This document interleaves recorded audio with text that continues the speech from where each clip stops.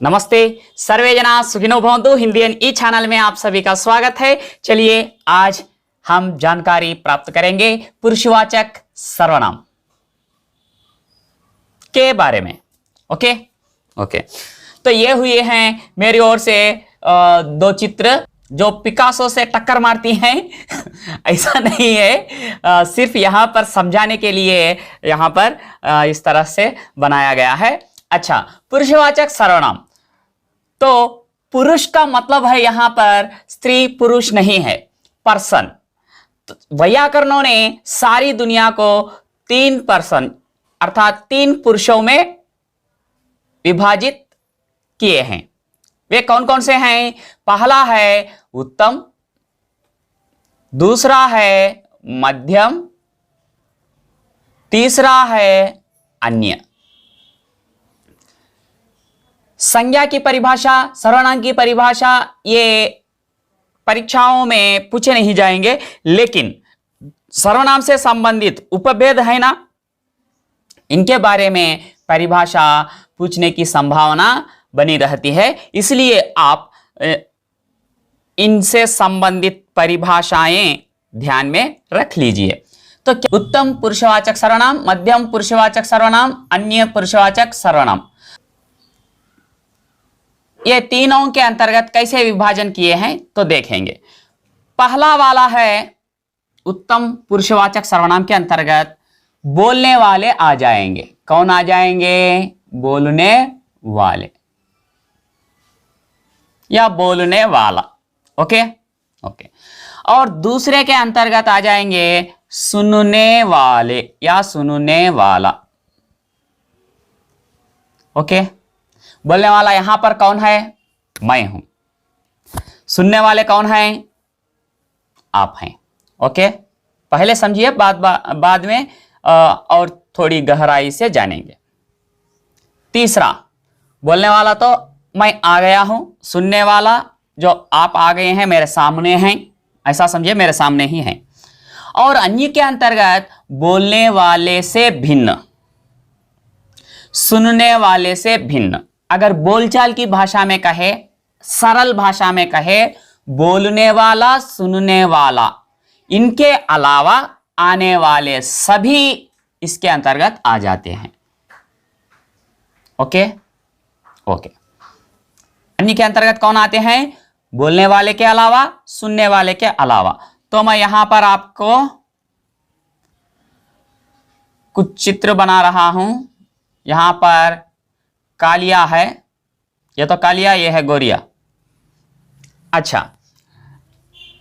अब इन्हीं शब्दों के पर्याय देखेंगे। बोलने वाले को क्या कहेंगे? हां, वक्ता कहेंगे। तो वक्ता किसके अंतर्गत आ जाएंगे? उत्तम पुरुष के अंतर्गत आ जाएंगे। ओके। मध्यम पुरुष के अंतर्गत कौन आ जाएंगे? सुनने वाले। सुनने वाले को क्या कहेंगे? यहां पर वक्ता लिख दिया, तो यहां पर क्या लिखेंगे? हां, ठीक कहा आपने, श्रोता। ओके। और इसी का पर्याय, अगर मान लीजिए भाषा के मुख्य कितने प्रकार हैं? दो हैं। कौन कौन से? मौखिक, लिखित। कौन कौन से हैं भाई? मौखिक, लिखित। अब हम मौखिक का तो जानकारी प्राप्त किए, बोलने वाले, सुनने वाले, हाँ या नहीं? हाँ। अब लिखित के लिए देखेंगे। लिखित के लिए लिखने वाला कह सकते हैं या नहीं? हाँ, लिखने वाला, लिखने वाला। तो यहां पर कौन होगा? कोई लिखेगा तो कोई क्या करेगा? कोई बोलेगा तो कोई सुनेगा, कोई लिखेगा तो कोई पढ़ेगा। तो इसलिए यहां पर पढ़ने वाला भी आ जाएगा, मध्यम पुरुष। तो यहां पर मध्यम, उत्तम। ओके। अब फिर इनके पर्याय देखेंगे। बोलने वाले को वक्ता, सुनने वाले को श्रोता कह सकते हैं। उसी तरह लिखने वाले को क्या कह सकते हैं? हां, लेखक कह सकते हैं। पढ़ने वाले को पाठक कह सकते हैं। तो आपको घुमा फिरा कर पूछा जाएगा लेखक अपने लिए जिन सर्वनामों का प्रयोग करते हैं वे उत्तम पुरुषवाचक सर्वनाम कहलाएंगे। बोलने वाले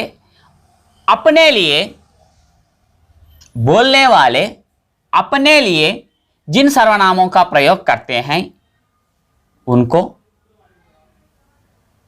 उत्तम पुरुषवाचक सर्वनाम कहते हैं। बोलने वाला सुनने वाले के लिए जिन सर्वनामों का प्रयोग करते हैं उन्हें मध्यम पुरुष कहते हैं। इसी तरह वक्ता श्रोता के रूप में देखेंगे। वक्ता श्रोता के लिए जिन सर्वनामों का प्रयोग करते हैं उन्हें मध्यम पुरुषवाचक सर्वनाम कहते हैं।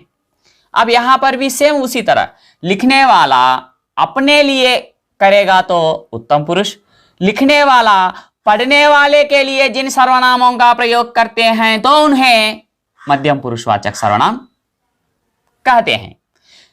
इसी तरह लेखक पाठक के लिए जिन सर्वनामों का प्रयोग करते हैं उन्हें मध्यम पुरुषवाचक सर्वनाम कहते हैं। तो आ जाइए इधर, कैसे याद रखना है उत्तम मध्यम। बोलने वाला हमेशा उत्तम होता है, सुनने वाला मध्यम स्तर का होता है और बाकी सभी अन्य। अधम समझिए उत्तम, मध्यम, अधम समझिए अन्य। लेकिन ऐसा नहीं है, मैं याद रखने के लिए कह रहा हूं। कहने वाला उत्तम है, उसकी बात सुनना ही पड़ेगा। सुनने वाला उससे कम दर्जा जो मध्यम कहलाता है और बाकी सभी अन्य। इस तरह याद रख लीजिए, परिभाषाएं याद रख लीजिए। क्लू ये है।